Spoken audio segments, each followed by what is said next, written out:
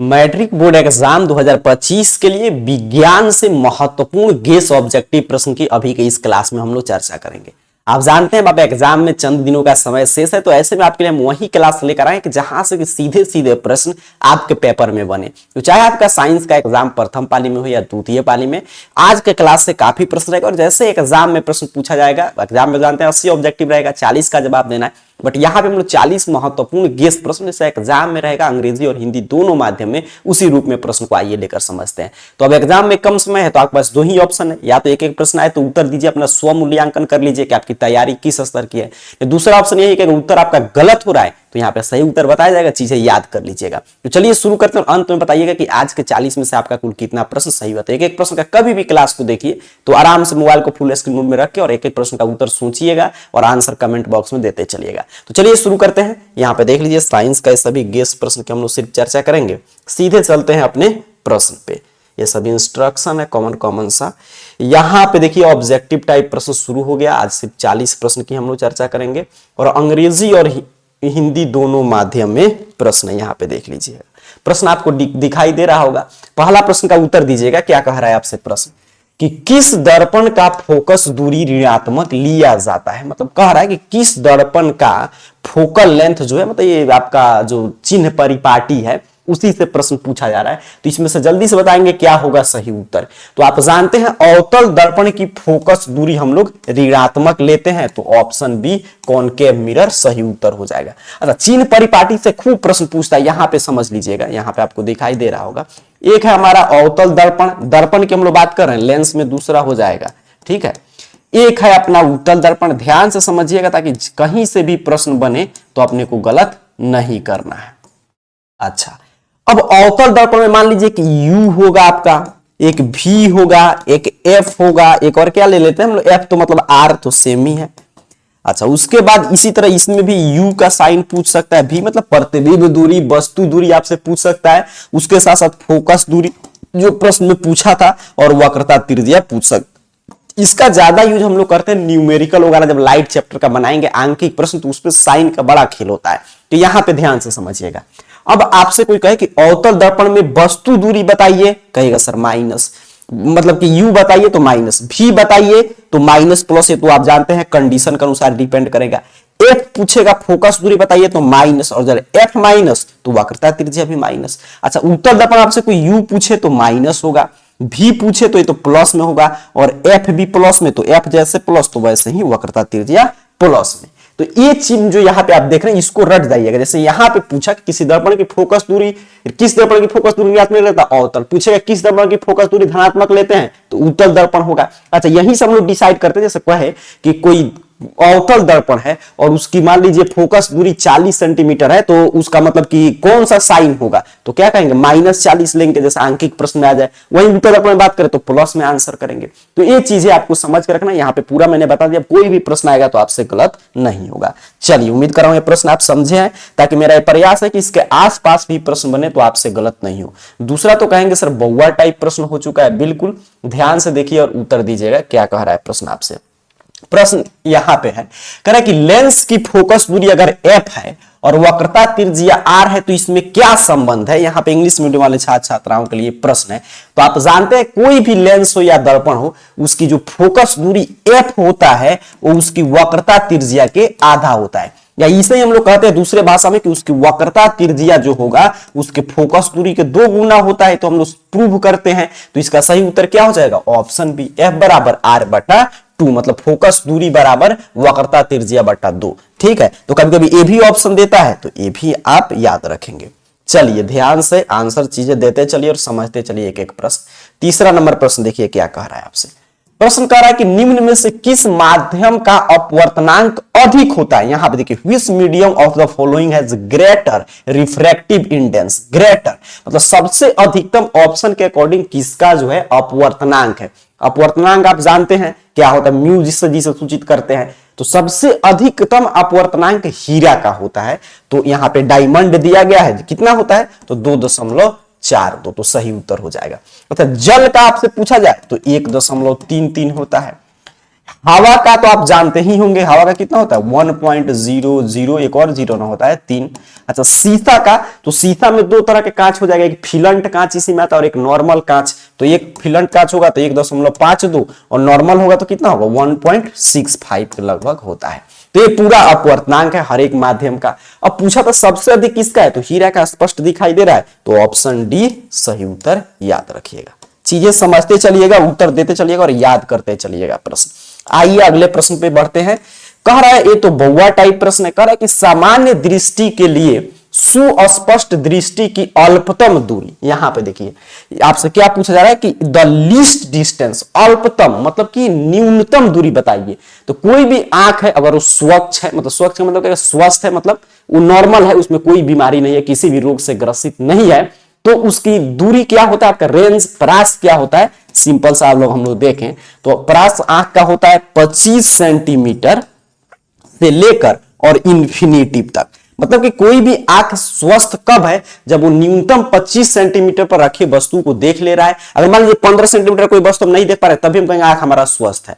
अच्छा, अधिकतम अनंत तक उसकी सीमा होता है कि जहां तक, अगर जब तक मार्ग में कोई अवरोध न उत्पन्न हो जाए, कोई अपारदर्शक वस्तु या माध्यम नहीं आए, तब तक वो आंख देख सकता है।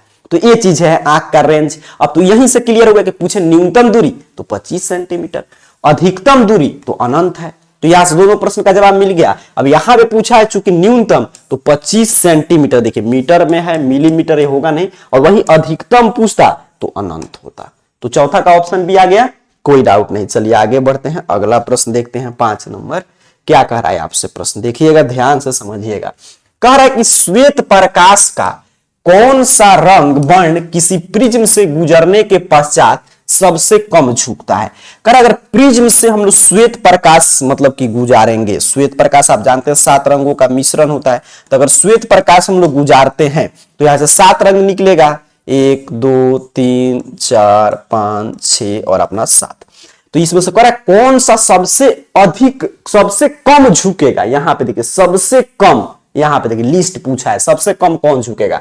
तो सबसे कम कौन झुकेगा, जिसका तरंग दैर्ध्य अधिकतम होगा। तो आप जानते हैं सबसे अधिकतम तरंग दैर्ध्य किसका होता है, 7 रंगों में, जो आपका श्वेत प्रकाश वो 7 रंगों का मिश्रण है। तो सबसे अधिक तरंग दैर्ध्य लाल का होता है 7900 एंगस्ट्रॉम होता है। ठीक है, अब ये भी प्रश्न पूछेगा कि तरंग दैर्ध्य का मात्रक क्या, इसको किसमें व्यक्त करते हैं, ये भी कई बार पूछा गया प्रश्न है। तो चीजें इसलिए मैं ध्यान से समझा रहा हूं, बारीकी से सीखिएगा। तो एंगस्ट्रॉम में उसको व्यक्त करते हैं, तरंग दैर्ध्य को हम एंगस्ट्रॉम में व्यक्त करते हैं। ये भी एक प्रश्न का जवाब मिल गया। लाल रंग का तरंग दैर्ध्य कितना होता है, तो 7900 एंगस्ट्रॉम होता है। कौन सबसे अधिक मतलब सबसे कम झुकेगा, तो जिसका तरंग दैर्ध्य अधिक होगा उसका प्रकीर्णन भी कम होता है। इसलिए याद कीजिए, हम लोग एक और प्रश्न पढ़ते हैं कि खतरा के संकेत में लाल रंग के प्रकाश का उपयोग करते हैं। क्यों, क्योंकि इसी रेले के प्रकीर्णन नियम के अनुसार मतलब कि ये लॉजिक वहां पे हम लोग लगाते हैं कि जिसका जो आपका जिसका तरंग दैर्ध्य अधिक उसका प्रकीर्णन कम होगा और उसका झुकाव भी कम होगा। तो लाल रंग जो होगा ना, लाल रंग यहां से निकलेगा, मान लीजिए रेड कलर है, तो इसका जो झुकाव होगा वो कम होगा, ये कम झुकेगा ये रेड कलर। क्यों, क्योंकि इसका जो है आपका मतलब कि ये इसका तरंग दैर्ध्य अधिकतम है। और वहीं में मान लीजिए जहां से बैगनी कलर होगा तो वो ज्यादा झुकता है। तो बैगनी अगर पूछता तो ये ज्यादा झुकेगा। ठीक है, तो ज्यादा जब पूछता कि सबसे अधिक झुकाव किसका होगा, तो बैगनी का आंसर करते। फिलहाल पूछा है कि सबसे कम किसका झुकाव होगा, तो लाल का। कहां पे है, ऑप्शन सी पे, तो ऑप्शन सी सही उत्तर हो जाएगा। चीजें आप समझ लिए, सबसे अधिक पूछेगा तो बैगनी, सबसे कम पूछेगा लाल। क्यों होता है मैंने चीजें समझा दिया। चलिए आगे बढ़ते हैं, अगला प्रश्न देख लेते हैं। 6ठा नंबर क्या कह रहा है आपसे, निकट दृष्टि दोष को किस लेंस के उपयोग द्वारा संशोधित किया जा सकता है। मतलब कि अगर किसी को मायोपिया है, निकट दृष्टि दोष है, तो किस लेंस के चश्मे से उसको दूर कर सकता है। तो जब भी निकट दृष्टि दोष हो तो उसको अवतल लेंस के उचित फोकस दूरी वाले चश्मे का उपयोग करना होगा। तो इससे दृष्टि दोष से खूब प्रश्न आएगा। निकट दृष्टि दोष में क्या होता है कि आदमी जो है नजदीक के वस्तु को तो स्पष्ट देखता है लेकिन दूर के वस्तु को स्पष्ट नहीं देख पाता है, तो उसे बोलते हैं निकट दृष्टि दोष, मायोपिया। और दीर्घ दृष्टि दोष में आदमी दूर के वस्तु को स्पष्ट देखेगा लेकिन नजदीक के वस्तु को नहीं देख पाएगा। तो उसमें हम लोग जब निकट दृष्टि दोष को अगर कोई व्यक्ति पीड़ित है तो उसको अवतल लेंस के उचित फोकस दूरी वाले चश्मे का उपयोग करना होगा। अच्छा, वहीं पे पूछता है दीर्घ दृष्टि दोष, तो हम कहते उत्तल लेंस। तो ये भी प्रश्न अगर आए तो आप याद रखिए, दीर्घ दृष्टि दोष। तो इसके लिए हम लोग क्या कहेंगे, उत्तल लेंस कहेंगे। अच्छा, द्विफोक्सी लेंस से किसको दूर करते हैं, तो जरा दृष्टि दोष को। जो द्विफोकल बाइफोकल लेंस होता है तो उसे हम लोग जरा दृष्टि दोष को दूर करते हैं। तो चीजें आप समझ रहे हैं, एक एक चीज कॉन्सेप्ट याद करते चलिएगा कि छठा का ऐसे राइट आंसर क्या था, ऑप्शन ए था। अवतल लेंस से हम लोग निकट दृष्टि दोष मायोपिया को दूर करते हैं, दीर्घ दृष्टि दोष को उत्तल लेंस से, और द्विफोक्सी लेंस से जरा दृष्टि दोष को हम लोग मतलब कि दूर करते हैं, मतलब इसमें उपयोग करते हैं। चलिए आगे बढ़ते हैं। यहां पे फिलहाल ऑप्शन ए सही उत्तर था छठे नंबर प्रश्न का। चलिए आगे बढ़ते हैं। अगला प्रश्न ये भी कई बार पूछा गया प्रश्न है। देखिएगा क्या कह रहा है प्रश्न कि वैद्युत प्रतिरोधकता निर्भर करता है, वैद्युत प्रतिरोधकता जो है वो किस पे निर्भर करता है, ये आपसे प्रश्न पूछा जा रहा है। तो चालक की लंबाई पर भी निर्भर करता है, चालक की अनुप्रस्थ काट के क्षेत्रफल पर भी, चालक के पदार्थ की प्रकृति पर भी, इसलिए all of these, option D सही उत्तर याद रखेंगे। तो सातवां का सभी विद्यार्थी याद करते चलेंगे, ऑप्शन डी सही उत्तर हो गया। अब ये प्रश्न देखिए कितना शानदार है। कह रहा है SI unit of electric power is, मतलब विद्युत शक्ति का एसआई मात्रक बताइए। तो आप लोग उत्तर दीजिएगा। एग्जाम में कम समय तो मैं आपको डिटेल में सिखा रहा हूं ताकि इसके आसपास भी कोई प्रश्न बने तो आपसे गलत नहीं हो। अब विद्युत शक्ति का एसआई मात्रक क्या होता है, तो जो विद्यार्थी कह रहे कि सर वाट होता है, उनका उत्तर बिल्कुल सही है। क्या हो जाएगा आपका, वाट हो जाएगा। तो ऑप्शन ए सही उत्तर हो जाएगा। अच्छा, एक और प्रश्न यहां से बनता है कि 1 वाट बराबर क्या होता है, तो 1 वाट बराबर 1 जूल बटा 1 सेकंड होता है। तो ये भी याद रखिएगा। कई बार ये प्रश्न पूछता है कि 1 वाट बराबर क्या होता है, तो ये प्रश्न पूछेगा कि 1 जूल और 1 सेकंड के अनुपात को क्या बोलते हैं, तो 1 वाट बोलते हैं। मतलब 1 सेकंड में कोई भी उपकरण जो है ना कितना जूल ऊर्जा मतलब कि कंजम्पशन कर पा रहा है, तो उसे बोलते हैं उसकी शक्ति है, इलेक्ट्रिक पावर है, कितना ऊर्जा दे रहा है। तो यहां पे वाट हो गया। अच्छा, एक और प्रश्न यहां से बन सकता है कि 1 किलोवाट बराबर क्या होता है, आप लोग इसका उत्तर देंगे। एक और प्रश्न पूछता है कि 1 horse power HP, 1 horse power बराबर क्या होता है,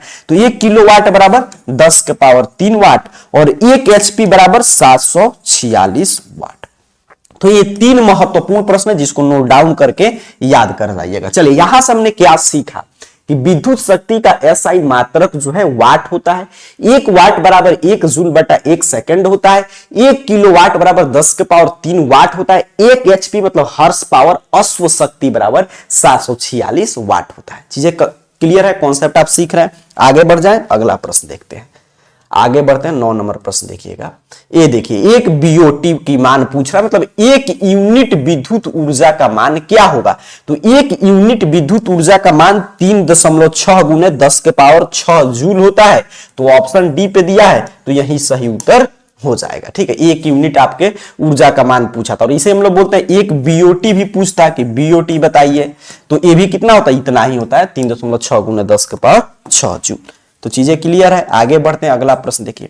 ये शानदार सा प्रश्न आपसे कह रहा है कि कितना आप कॉन्सेप्ट सीखे हैं फिजिक्स में, इलेक्ट्रिक चैप्टर में, विद्युत से जो सुरक्षा का उपाय हम लोग पढ़ते हैं उसमें, उससे प्रश्न है। देखिए क्या कह रहा है कि विद्युत जनित निम्न में से कौन सा कथन सत्य नहीं है। यहां पे देखेंगे सत्य नहीं है मतलब कि 4 स्टेटमेंट दिया है, तो यहां पे क्या कह दिया कि 3 इसमें से सही होगा। तो उसको अपने को नहीं आंसर कर रहा है, जो एक गलत है उसको फाइंड कीजिए। तो आइए देखते हैं क्या कह रहा है। पहला प्रश्न है कि विद्युत जनित्र जो है मतलब इलेक्ट्रिक जनरेटर जो है वो विद्युत चुंबकीय प्रेरण पे कार्य करता है। तो बिल्कुल, तो ये कथन सही है, तो हमारा आंसर होगा नहीं होगा। अच्छा, कह रहे विद्युत मोटर विद्युत ऊर्जा को यांत्रिक ऊर्जा में बदलता है। तो बिल्कुल, विद्युत जो मोटर है, इलेक्ट्रिक मोटर है, उसका हम लोग ऐसा डिफिनेशन ही पढ़ते हैं कि विद्युत मोटर एक ऐसी युक्ति है, ऐसी डिवाइस है जो इलेक्ट्रिक एनर्जी को मैकेनिकल एनर्जी में कन्वर्ट कर देता है। तो ये भी सही है कथन। तो चूंकि हमसे पूछा कौन नहीं है, तो ये भी हमारा ऑप्शन नहीं हुआ। चुंबकीय बल रेखाएं परस्पर नहीं काटती है, तो ये भी बिल्कुल सही बात कह रहा है। ये भी कथन सही था, लेकिन हमको असत्य कथन चुनना था। तो ये भी सही कह रहा है, तो ये भी नहीं, क्योंकि आप जानते हैं चुंबकीय बल रेखाएं एक दूसरे को नहीं काटती है। अगर एक जगह पर रेखाएं अगर एक दूसरे को काटेगी तो इसका मतलब क्या है कि वो संकेत कर रही है कि एक बिंदु पे 2 दिशाएं हैं, जो कि संभव नहीं है। तो इसलिए भी सही है। अब यहां पे एक ही बचा, तो यही हमारा सही उत्तर हो जाएगा। एक कथन गलत था, तो इसका सही उत्तर क्या है, ऑप्शन डी। आइए देखते हैं क्यों गलत था। तो कह रहा कि हरे विद्युत रोधन वाला तार प्रायः विद्युत उन्मय तार होता है। देखिए विद्युत उन्मय तार मतलब लाइव वायर, जीवित तार की बात हो रहा है, तो जीवित तार हरा रंग का होगा, लाइव वायर नहीं होता है। वो किस कलर का होता है? रेड कलर का, लाल कलर का होगा। तो यहाँ पे इसको सही करने के लिए हम लोग क्या लिखते? हरा को लाल लिखा रहता तभी भी सही हो जाता, रेड लिखा रहता तब सही होता। चलिए ठीक है, समझ गए एक एक बात। आगे बढ़ते हैं, अगला प्रश्न देखते हैं। यहाँ पे देख लीजिएगा, वही प्रश्न था इंग्लिश मीडियम वाले छात्रों के लिए। यहाँ पे देखिए चीजें समझ में नहीं आया होगा ना, तो यहाँ पे देखिए लिखा है कि वायर विथ अ ग्रीन, और यहाँ पे देखिए लाइव वायर, तो लाइव वायर ग्रीन होगा नहीं होगा, क्या होगा? रेड होगा। तो यही कथन हमारा क्या था? गलत था, और गलत ही पता करना था, इसलिए ये हमारा सही ऑप्शन था। चलिए आगे बढ़ते हैं, अगला प्रश्न देखते हैं। यहाँ पे फ्लेमिंग के वामहस्त नियम से प्रश्न पूछा है, फ्लेमिंग के लेफ्ट हैंड रूल से।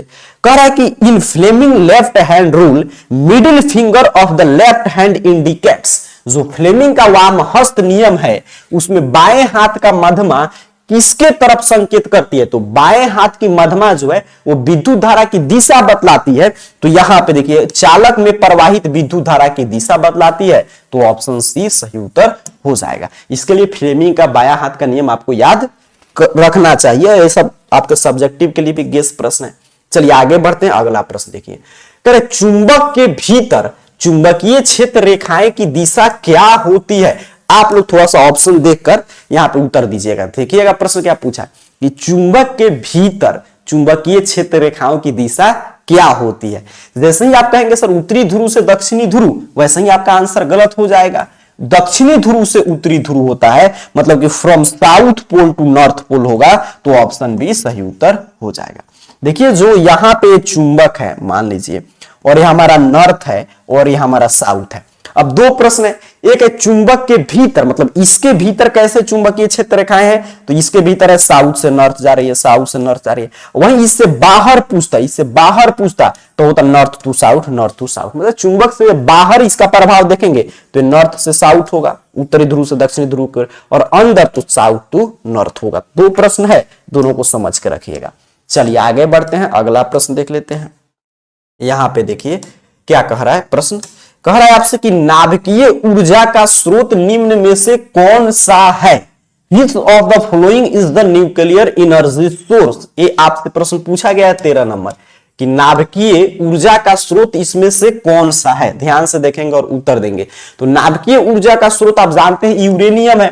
यूरेनियम के कण वगैरह से जो उसका नाभिक होता है, जो न्यूक्लियर होता है, उसी पे बमबारी वगैरह करके हम लोग भारी मात्रा में नाभिक ऊर्जा प्राप्त करते हैं। तो ऑप्शन ए सही उत्तर याद रखेंगे।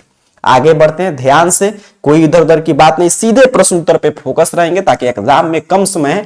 और देखिए इंग्लिश और हिंदी दोनों माध्यम में जैसे एग्जाम में प्रश्न आएगा वैसे हम लोग चर्चा कर रहे हैं। बार बार अगर जो भी प्रश्न पे डाउट हो चीजें क्लास को देखकर याद कर लीजिएगा, और जहां पे कॉन्सेप्ट के रूल है आवश्यकता है वहां पे मैं चीजें समझा दे रहा हूं। चलिए आगे बढ़ते हैं, अगला प्रश्न देखेंगे।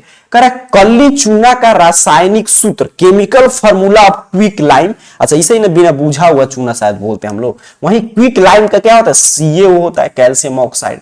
तो ऑप्शन बी आपका सही उत्तर हो जाएगा 14 नंबर प्रश्न का। और CaOH है तो आप समझ रहे हैं कैल्शियम हाइड्रोक्साइड और एक कैल्शियम कार्बोनेट है।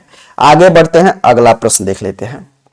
कह रहा है प्रश्न आपसे कि जल के वैद्युत अपघटन में कैथोड पर कौन सा गैस मुक्त होता है? तो कैथोड पर जब भी पूछे तो हाइड्रोजन मुक्त होगा। कैथोड पर क्या मुक्त होता है? Hydrogen, option B. अच्छा यहाँ पे इंग्लिश मीडियम वाले छात्रों के लिए प्रश्न देखें तो कह रहा है कि which gas is released from the anode during electrolysis of water। तो यहाँ पे मिसप्रिंट है, यहाँ पे कैथोड है तो यहाँ पे भी कैथोड ही रहना चाहिए, तो ये टाइपिंग मिस्टेक है। चलिए आगे बढ़ते हैं, अगला प्रश्न देख लेते हैं। फिलहाल कैथोड है, यहाँ पे कैथोड कर दीजिए और आंसर ऑप्शन बी प्राप्त हो जाएगा। एनोड पूछता तो ऑक्सीजन करते। चलिए आगे बढ़ते हैं, अगला प्रश्न देख लेते हैं। कह रहे आपसे कि बेकिंग सोडा का रासायनिक सूत्र क्या है? The chemical formula of baking soda. Baking soda का हम लोग क्या बोलते हैं? खाने वाला सोडा। बेकिंग सोडा को क्या बोलते हैं? खाने वाला सोडा। तो इसका रासायनिक सूत्र आपसे पूछा जा रहा है। तो आप जानते हैं NaHCO3 होता है, सोडियम हाइड्रोजन कार्बोनेट। तो ऑप्शन ए सही उत्तर हो जाएगा। अच्छा जो ये ऑप्शन बी पे देख रहे हैं Na2CO3 10H2O, ये किसका सूत्र है? तो कहेगा सर ये जो है वाशिंग सोडा है, मतलब धावन सोडा का सूत्र है, वाशिंग सोडा है। तो चीजें क्लियर है, दो ही तरह के सोडा से प्रश्न आएगा। एक तो पूछेगा खाने वाला सोडा या बेकिंग सोडा बताइए, तो NaSCO3। वार्षिक सोडा या धावन सोडा बताइए तो Na2CO3 10H2O। चीजें क्लियर है? आगे बढ़ जाते हैं, अगला प्रश्न देख लेते हैं, ध्यान से समझते चलिएगा। 17 पे प्रश्न आया है कि कौन सा पदार्थ नीले लिटमस पत्र को लाल कर देता है। चलिए यहां पे इंग्लिश मीडियम वाले छात्र छात्राओं के लिए प्रश्न है, कौन सा पदार्थ नीले लिटमस को लाल करता है? तो एसिड। एसिड जो होता है वो कलर को चेंज कर देता है। आपके अम्ल जो है, अम्ल वह पदार्थ है जो नीले लिटमस पत्र को क्या कर देता है? लाल कर देता है। तो ऑप्शन ए सही उत्तर हो जाएगा, इसमें क्या सोचना है? तो ऑप्शन ए सबका आना चाहिए 17 का, बिल्कुल सही। 18 नंबर प्रश्न है, मिल्क ऑफ मैग्नीशिया का पीएच वैल्यू बताइए। मिल्क ऑफ मैग्नीशिया का पीएच मान क्या? देखिए पीएच मान एक ऐसा मान है जो बताता है दिए गए मतलब कि जो भी पदार्थ है उसका विलयन जो होगा वो क्या होगा, अम्लीय होगा, क्षारीय होगा या उदासीन होगा। 7 आएगा तो उदासीन है, 7 से कम होगा तो अम्लीय है, 7 से अधिक होगा तो क्या है? क्षारीय है। तो मिल्क ऑफ मैग्नीशिया क्षारीय होता है और अधिकतम इसका मान होता है तो 10, सबसे अधिकतम कितना है? 10.5 है, तो यही होता है। तो ऑप्शन डी सही उत्तर याद रखेंगे। चलिए आगे बढ़ जाए, ऑप्शन डी इसका सही उत्तर था। 19 नंबर प्रश्न देखते हैं, कह रहा है आपसे निम्न में से कौन अधातु चमकीला होता है? देखिए ये सब जो होता है ना धातु अधातु के अपवाद से, जो इसके गुण के अपवाद है उससे खूब प्रश्न पूछा जाता है। आप जानते हैं धातु अधातु में कोई चमक पाया जाता है? नहीं पाया जाता। धातुओं में एक चमक पाया जाता है जिसे हम लोग धातुई चमक बोलते हैं। तो ये अपवाद हो गया कि अधातु होते हुए भी कौन चमकीला है? तो आयोडीन है। तो ऑप्शन ए सही उत्तर हो जाएगा, आयोडीन। अच्छा, ब्रोमीन से भी एक प्रश्न पूछता है कि कौन सा अधातु है जो कमरे के ताप पर द्रव अवस्था में पाया जाता है? तो ब्रोमीन। और धातु पूछे तो पारा। अच्छा, एक और प्रश्न पूछता है आपके इस अपवाद से कि कौन सा धातु होते हुए विद्युत का सुचालक है? तो ग्रेफाइट हम लोग उत्तर करते हैं। तो ये तमाम प्रश्न यहां से बनते हैं। आगे बढ़ते हैं, अगला प्रश्न देख लेते हैं। 20 नंबर कह रहा है प्रश्न आपसे कि निम्न में से कौन सा धातु अत्यधिक अभिक्रियाशील है? सबसे जो है मोस्ट रिएक्टिव धातु इसमें से कौन सा आपको दिखाई दे रहा है? तो यहां पे एल्युमिनियम, कैल्शियम, सबसे ज्यादा क्या हो जाएगा? सोडियम हो जाएगा। बिल्कुल सबसे अधिक क्या हो जाएगा? सोडियम। तभी तो इसे केरोसिन तेल वगैरह में डुबा कर रखते हैं। तो ऑप्शन बी सही उत्तर है। कह रहा है आपसे कि how many electrons are present in the outermost orbit of oxygen atom? मतलब ऑक्सीजन परमाणु के बाह्यतम कक्षा में, आउटर मोस्ट ऑर्बिट में इलेक्ट्रॉन की संख्या कितनी होती है? तो वो हमारा ऑक्सीजन है जो 8 होता है परमाणु संख्या, तो 2 हो जाएगा इसका इलेक्ट्रॉनिक विन्यास 6। तो आउटर मोस्ट ऑर्बिट में कितना होगा? 6 होगा सर। तो ऑप्शन बी 21 का सही उत्तर हो जाएगा, कोई डाउट नहीं। आगे बढ़ते हैं, अगला प्रश्न देखते हैं। कह रहा है आपसे कि ब्यूटेनॉन एक कार्बनिक यौगिक है जिसका प्रक्रियात्मक समूह है। Butanone is an organic compound whose functional group is ketone. Whose functional group is ketone. क्यों? क्योंकि ब्यूटेनॉन देख रहे ना, ब्यूटेनॉन यहां पे देखिए कीटोन, तो यही होगा। एसिड में तो कोई ना कोई एसिड ही आएगा, एल्डिहाइड में ईडी लगा रहेगा, अल्कोहल में आप समझिए OH आएगा ही। तो ये किसका है? कीटोन का है। इसीलिए option C is the right answer of question number 22। आप समझ गए ना, ब्यूटेनॉन किसमें आएगा? कीटोन में आएगा। तो बहुवचन टाइप प्रश्न है। आगे बढ़ते हैं, अगला प्रश्न देखिए। कह रहा है आपसे कि नाइट्रोजन के 2 परमाणु के बीच कितने आबंध बनता है? ये आपसे पूछा जा रहा है। How many bonds are formed between 2 nitrogen atoms? तो there are triple bonds are formed between 2 nitrogen atoms। मतलब जो है 2 नाइट्रोजन परमाणु के बीच त्रिआबंध बनता है। तो ऑप्शन सी सही उत्तर है। देखिए क्यों बनता है? कि नाइट्रोजन से ऑक्सीजन 8 था, उससे पहले क्या है ऑप्शन में? नाइट्रोजन। ये नाइट्रोजन का कितना है? 7 है। 7 को ऐसे तोड़िएगा तो 2 इलेक्ट्रॉनिक विन्यास मतलब निकालिएगा तो और 5। तो इसको आउटर मोस्ट ऑर्बिट में इलेक्ट्रॉन पूरा करने के लिए कितना चाहिए? 3 इलेक्ट्रॉन चाहिए, तब ये 8 होकर ये कक्ष को पूरा भर लेगा, 8 कर देगा। लेकिन अभी 3 चाहिए, इसलिए नाइट्रोजन परमाणु के बीच हमेशा इस तरह आप देखते हैं साइन रहता है, मतलब ट्रिपल बॉन्ड बना रहा है। चीजें क्लियर है? आगे बढ़ते हैं, अगला प्रश्न देखते हैं। चलिए अगला प्रश्न देखिए। ये तो प्रश्न जो है ना, ये सर्व साल पूछे जाने वाला प्रश्न है। एल्केन, एल्कीन, एल्काइन से एक प्रश्न जो है, the general formula of N alkene. Alkene का सामान्य सूत्र बताइए। तो इससे एक प्रश्न आपके प्रथम पाली में एल्कीन, एल्केन, एल्काइन से, और एक प्रश्न द्वितीय पाली में फिक्स है, हर साल आता है, इस साल भी आएगा। तो इसको तीनों सूत्र याद रखिएगा। तो एल्कीन का रासायनिक सूत्र पूछ रहा है, तो एल्कीन, अच्छा यहां पे देखिए बिल्कुल एल्कीन, तो एल्कीन का हो जाएगा आपका CnH2n। ठीक है, ये चीजें ऑप्शन बी इसका सही उत्तर याद रखिएगा। अच्छा, एल्कीन का हो गया। एक और मैं आपको बता रहा था एल्केन, तो एल्केन का क्या होता है CN2N+2, तो ये हो जाएगा एल्केन का, एल्केन का बिल्कुल सही। अच्छा, एक और मैं बता रहा था एल्काइन, तो CnH2n-2 होता है, तो यहां पे है, तो ये हो जाएगा एल्काइन का। ठीक, तो यहां पे याद रखिएगा जब भी पूछे एल्कीन तो CnH2n, एल्केन तो CnH2n+2 और यहां पे -2 तो एल्काइन, तो ये 3 सूत्र आपसे पूछेगा। चलिए आगे बढ़ते हैं, अगला प्रश्न यहां पे रहा, कह रहा है आपसे the number of periods in the modern periodic table, मतलब आधुनिक आवर्त सारणी में आवर्त की संख्या कितनी है सर? 7 है। आवर्त की संख्या कितनी है? 7 है। ग्रुप कितना है? तो 18 है। ग्रुप मतलब समूह कितना है सर? 18 है। तो ये चीजें याद रखिएगा, आवर्त सारणी में आवर्त की संख्या 7 और समूह पूछे तो 18। चलिए आगे बढ़ते हैं, अगला प्रश्न देख लेते हैं। कह रहा है आपसे समूह में जो 18 ग्रुप की हम लोग चर्चा कर रहे थे उसी समूह से प्रश्न है, ऊपर से नीचे जाने पर परमाणु आकार में क्या परिवर्तन होता है? अच्छा, कहां जा रहे हैं हम लोग? डाउन और ग्रुप, मतलब कि ऊपर से नीचे की तरफ। अच्छा, ऐसे हम लोग जा रहे हैं, तो इसमें क्या होगा? परमाणु साइज बढ़ जाता है, ऊपर से नीचे आएंगे तो एटॉमिक साइज इंक्रीज होगा। बिल्कुल ऑप्शन ए सही उत्तर याद रखिएगा। चलिए आगे बढ़ते हैं, अब यहां से देखिएगा तो बायो से प्रश्न मिलना शुरू हो गया। कर आपसे कि कौन सा एंजाइम इम्लिकृत वसा का पाचन करता है? कौन एंजाइम जो है वो आपके वसा का पाचन कर देता है? ये आपसे प्रश्न पूछा जा रहा है। तो लाइपेज न करता है, लाइपेज का काम होता है वसा का पाचन करना, तो ऑप्शन सी याद रखेंगे, उत्तर देते चलिएगा। चलिए 28 नंबर प्रश्न देखिए, क्या कह रहा है आपसे कि सामान्य प्रकुचन रक्तदाब, तो सामान्य प्रकुचन रक्तदाब 120 mm पर 80 मतलब कि Hg पारा के बराबर होता है। तो यहां पे देखिए, और Hg रहता तब ऐसा होता है, यहाँ पे mm थोड़ा होता है, ऐसे रहता है 80 Hg।